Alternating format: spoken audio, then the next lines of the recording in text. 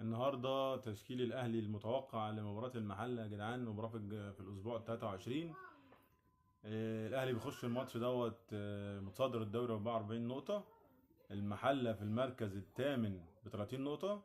متوقع طبعا اول حاجة غياب محمد الشناوي، وان علي لطفي هو هيبقى في حراسة المرمى. خطين الدفاع محمد عبد المنعم ورامي، وعلى اليمين محمد هاني، وعلى الشمال علي معلول، ولو الراجل مفكرش يريح هاني وينزل خالد عبد الفتاح. خط الوسط عمرو السولية واليو ديانج. قدامهم بقى هنا المفاجآت، ممكن اللعب يبقى هنا ممكن نشوف كريستو، حسين الشحات، احمد قندوسي. قدام طبعا محمد شريف لإراحة كهربا. وهل هينزل عبد القادر ولا لا؟ هو ده اللغز، لان الراجل مجمد ايمن اشرف ليه فتره كبيره ومجمد سافيو، فهل هيعمل كده مع عبد القادر؟